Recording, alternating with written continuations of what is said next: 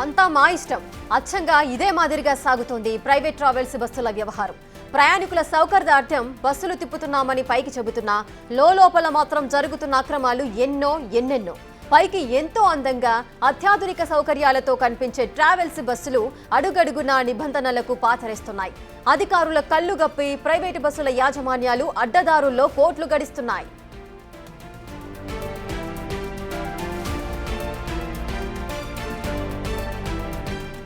Sitting బస్సుకు permission తీసుకుని sleeper బస్సులుగా మార్చడం, పరిమితికి మించి లగేజీ తీసుకెళ్తూ ప్రమాదకరంగా ప్రయాణించడం, గ్యాస్ సిలిండర్లు సహా ఇతర పేలుడు గుణం ఉన్న వస్తువులను ట్రాన్స్పోర్ట్ చేయడం, సరైన పర్మిట్లు, ఫిట్నెస్ సర్టిఫికెట్లు లేకపోవడం, ఇలా ఒకటా రెండా అడుగడుగునా రూల్స్ కు పాతరేస్తున్నాయి ప్రైవేటు యాజమాన్యాలు.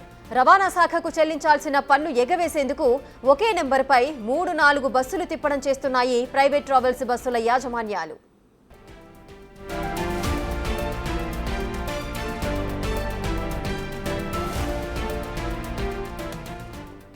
మరిన్ని అప్డేట్స్ మా ఇన్పుట్ ఎడిటర్ పవన్ అందిస్తారు. పవన్, మనం చూస్తూనే ఉన్నాము, నిన్న బస్సు ప్రమాదం ఏదైతే జరిగిందో దాంట్లో ప్రతి క్షణం అడుగడుగున లోపాలే కనిపిస్తున్నాయి. పర్మిషన్ ఒక దగ్గర, బస్సు ప్రయాణించడం మరొక దగ్గర, బస్సు నిర్మాణం జరగడం మరొక దగ్గర, రిజిస్ట్రేషన్ మరొక దగ్గర, ఈ విధంగా ప్రతి ఒక్క దాంట్లో మనకు లోపాలు కనిపిస్తున్నాయి. అసలు ఇవన్నీ కూడా పర్మిషన్స్ లోనై ఆ విధంగా పరిమితులకు అనుగుణంగానే ఈ ప్రైవేట్ యాజమాన్యాల బస్సులన్నీ ఉన్నాయా? అసలు దీంట్లో ఉన్న లొసుగులేంటి? ఏ ఒక్క ప్రైవేట్ ట్రావెల్స్ యాజమాన్యం కూడా మోటార్ వెహికల్ చట్టం ప్రకారం, ఆ రూల్స్ ప్రకారం ఎక్కడ కూడా వాహనాలను నడిపించడం, తమ ఇష్టారాజ్యంగా ఈ వాహనాలన్నింటినీ కూడా నడిపిస్తున్నారు. వాటిని లోపల ఇంటీరియర్ మొత్తాన్ని మార్చేస్తున్నారు.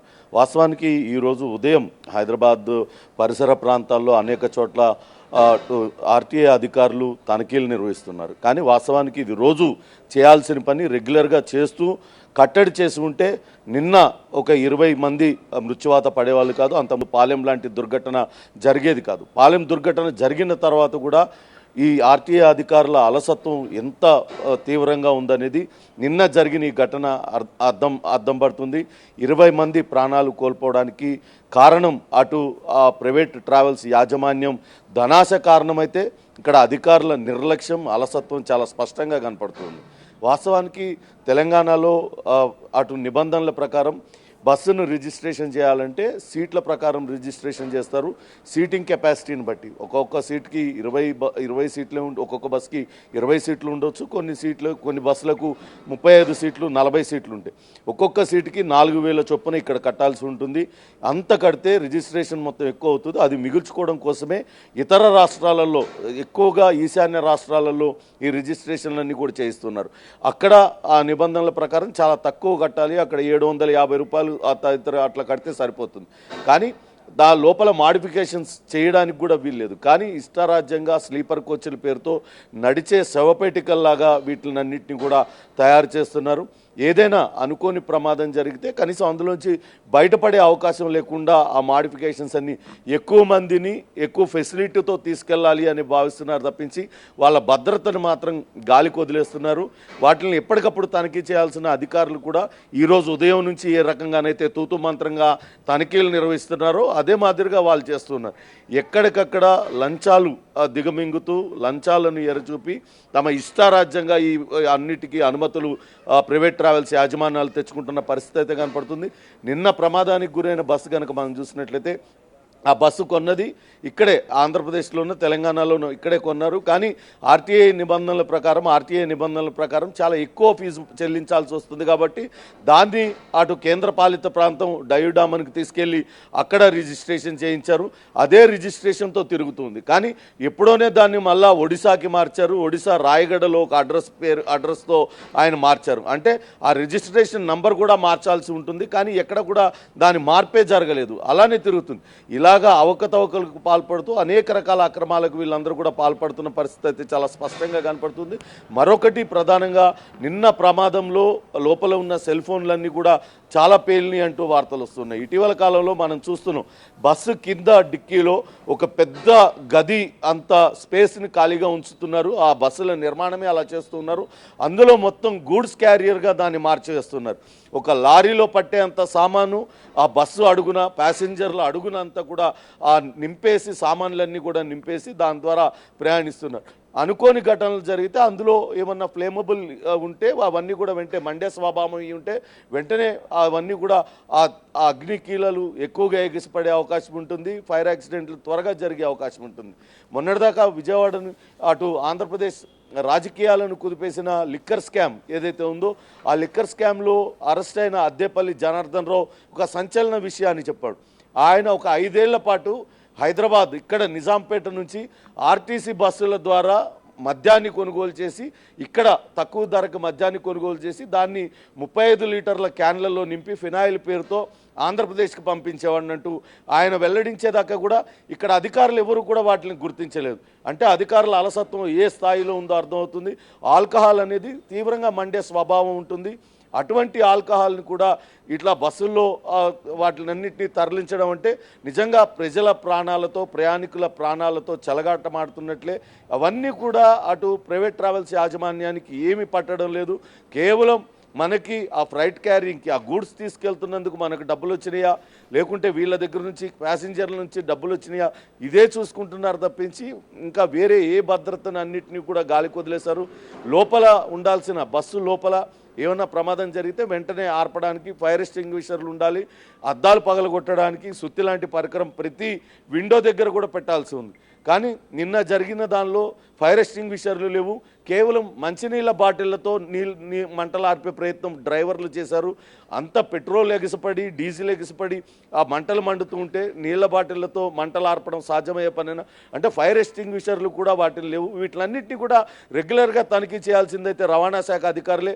ఈ నిన్నటి ప్రమాదంలోనే కాదు మొత్తం ఓవరాల్గా కూడా రవాణా శాఖ అధికారుల నిర్లక్ష్యం అలసత్వం చాలా స్పష్టంగా కనపడుతుంది. అదే సమయంలో అటు ప్రైవేట్ ట్రావెల్స్ యాజమాన్యం ధనార్జనే ధ్యేయంగా ఇవన్నీ కూడా నిబంధనలకు పాతరేసి ఇవన్నీ కూడా తిప్పుతున్నారు. ఇంకో కొత్త విషయం కూడా తెర మీదకి వచ్చింది. కల్తీ ఇంధనాన్ని వాడుతున్నారు, కల్తీ డీజిల్ని వాడుతూ ఉన్నారు. ఇతర రాష్ట్రాల నుంచి తక్కువ ధరకు డీజిల్ని కొనుక్కొచ్చి కల్తీ డీజిల్ని కొనుక్కొచ్చి వాటిల్ని బస్సుల్లో పెట్టి ఆ బస్సుల్లో పోసి వాటిల్ని నడిపిస్తూ ఉన్నారు. దాంతో కొంతవరకు వాళ్ళకు మిగులుతుండొచ్చు. కానీ అది ఏమన్నా జరిగినప్పుడు ఇటువంటి ఘటనలు జరిగినప్పుడే అవన్నీ కూడా బయటకు వస్తూ ఉన్నాయి. వాస్తవానికి డీజిల్ ధర 100 రూపాయలు దాకా ఉంది. కానీ వీళ్ళు 40-50% తగ్గించుకోవడానికి ఆ కల్తీ ఇంధనాన్ని వాడుతున్నట్లుగా ఇటీవల విచారణలో వెల్లడైంది. కొన్ని బస్సులు అధికంగా పొగ వదలటంతో వాటికి టెస్ట్ చేయించినప్పుడు ఈ కల్తీ ఇంధనం గుట్టు కూడా బయటపడింది. అదే సమయంలో ఇంధనాన్ని కూడా వాళ్ళు బస్సుల్లో కింద పెద్ద పెద్ద క్యాన్లలో పెట్టి క్యారీ చేయడం ఇవన్నీ కూడా ప్రమాదాలకు దారితీసేవే. ఇవన్నీ కూడా నిబంధనలకు విరుద్ధమే.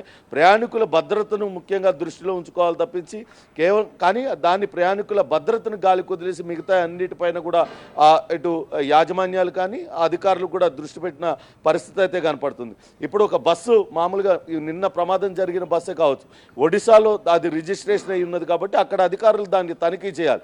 కానీ బస్సు రోజు తిరుగుతున్నది ఇక్కడ తెలంగాణ రాష్ట్రంలో, అక్కడ ఆంధ్రప్రదేశ్ రాష్ట్రంలో, కర్ణాటక రాష్ట్రంలో తిరుగుతుంది. అసలు ఆ బస్సుకు ఫిట్నెస్ ఉందా, ఆ బస్సు పరిస్థితి ఎలా ఉంది, పాటించాల్సిన భద్రతా ప్రమాణాలన్నీ పాటిస్తున్నారా లేదా అని చూడాల్సింది ఒడిశా రవాణా శాఖ అధికారులు చూడాల్సిన బాధ్యత ఉంటుంది. ఇక్కడ కేవలం ఇక్కడ తెలంగాణకు కానీ ఏపీకి కానీ సరైన పర్మిట్లు ఉన్నాయా లేకుంటే ఆ పరిమితికి మించి వీళ్ళు గూడ్స్ను తరలిస్తున్నారా, పరిమితికి మించి ప్యాసింజర్లను తరలిస్తున్నారా అని మాత్రమే ఇక్కడ అధికారులకి అధికారం ఉంటుంది. మిగతాదంతా కూడా ఒడిశా అధికారులకే ఉంటుంది.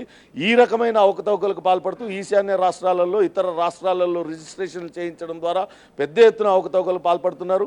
ఇకపై వీటిలన్నింటినీ చెక్ పెట్టే దిశగా అటు తెలంగాణ ప్రభుత్వం నిర్ణయం తీసుకొని ఉంది. నిన్నే ముఖ్యమంత్రి రేవంత్ రెడ్డి కూడా చాలా స్పష్టంగా చెప్పారు, ప్రైవేట్ ట్రావెల్స్ ఆగడాలకు అడ్డుకట్ట వేయాలి, వాటిలన్నింటినీ కూడా కట్టడి చేయాలంటూ ఆదేశించిన నేపథ్యంలోనే ఈరోజు రవాణా శాఖ ఆధ్వర్యంలో రవాణా కమిషనర్ ఇచ్చిన ఆదేశాల మేరకు ఆర్టీఐ అధికారులందరూ కూడా రోడ్ల మీదకి వచ్చారు. వాళ్ళందరూ కూడా వాహనాలను తనిఖీలు చేస్తూ వాటిలన్నిటిపైన వెహికల్స్కి చెకింగ్ చేస్తూ వాటికి ఫైన్లు కూడా వేస్తున్నారు.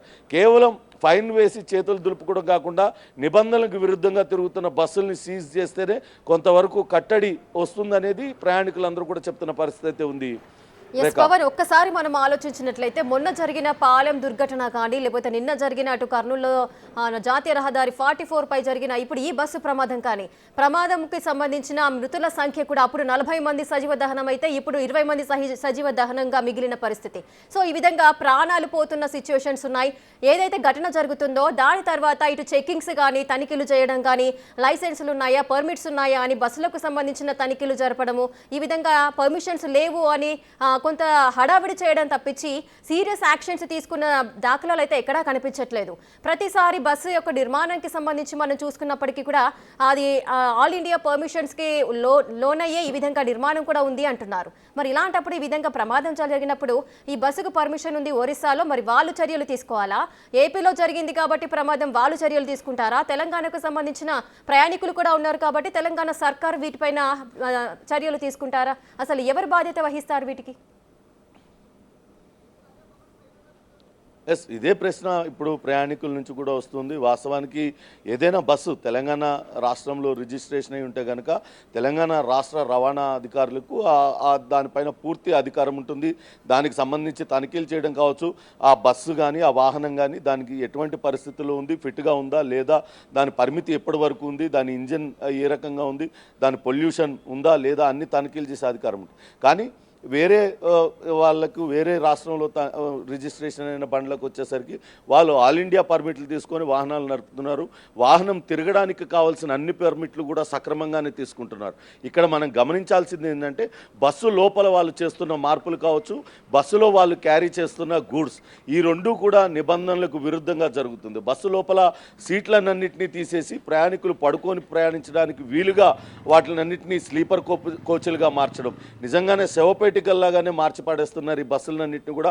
అటువంటి ఆల్టరేషన్స్కి ఎక్కడా కూడా తెలంగాణ రాష్ట్ర ప్రభుత్వం అనుమతి లేదు, ఆంధ్రప్రదేశ్లో కూడా అటువంటి అనుమతి లేదు. అందుకోసమనే ఈ యాజమాన్యాలు తెలివిగా ఈశాన్య రాష్ట్రాలలో అవన్నీ కూడా రిజిస్ట్రేషన్లు చేపిస్తున్నారు. కేవలం ఇక్కడ అధికారుల కళ్ళు గప్పి అక్కడ చేయించుకుంటున్నారు. ఇవన్నీ తెలిసిన అధికారులు ఇక్కడ కట్టడి చేయాల్సిన అవసరం ఉంటుంది. కానీ ఇక్కడ వాళ్ళ చేతులు కట్టేసినట్లు అవుతుంది. మాకు ఆల్ ఇండియా పర్మిట్లు ఉన్నాయి, ఇవి ఉన్నాయి, పరిమితికి మించి పరిమితికి లోబడి ప్రయాణికుల్ని తీసుకెళ్తున్నామని చెప్తున్నారు. కాబట్టి ఆర్టీఏ అధికారులు ఎప్పుడైనా పరిమితికి మించి గూడ్స్ తీసుకెళ్తున్నప్పుడు, పరిమితికి మించి ప్రయాణికులను తీసుకెళ్తున్నప్పుడు మాత్రమే వాళ్ళపైన చర్యలు తీసుకోగలుగుతున్నారు.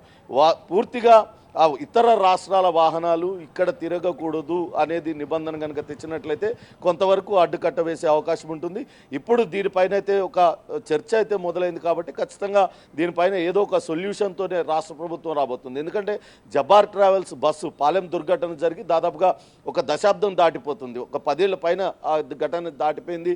ఇప్పటికీ మనం రోడ్ల మీద చూస్తున్నాం, జబార్ ట్రావెల్స్ బస్సులు యథేచ్ఛగా తిరుగుతూనే ఉంటాయి. అక్కడ ఎక్కడా కూడా ఎవరిని బాధ్యుల్ని చేయలేదు. అప్పుడేదో డ్రైవర్ మీద చర్యలు తీసుకొని వదిలేశారు. ఎట్లా తిరుగుతున్నాయి ఇవి, కాంట్రాక్ట్ క్యారియర్లుగా ఎలా తిరుగుతున్నాయి, వీటినన్నింటినీ నియంత్రించాల్సిన అవసరం ఉంది. ఒక స్పష్టమైన రవాణా విధానాన్ని తీసుకొచ్చి కట్టడి చేస్తే తప్పితే ఇటువంటి ప్రమాదాలు పునరావృతం కాకుండా ఉంటాయి. ఏదైనా ప్రమాదం జరిగినప్పుడే తూతూ మంత్రం చర్యలుగా ఇప్పుడు ఎలాగైతే తనిఖీలు చేస్తున్నారో అలా కాకుండా రెగ్యులర్ బేసిస్లో వాహనాలను తనిఖీలు చేస్తే కొంతవరకు యాజమాన్యాలు కూడా భయంతో ఉంటే బాధ్యతతో వ్యవహరిస్తాయని భావించాల్సి ఉంటుంది.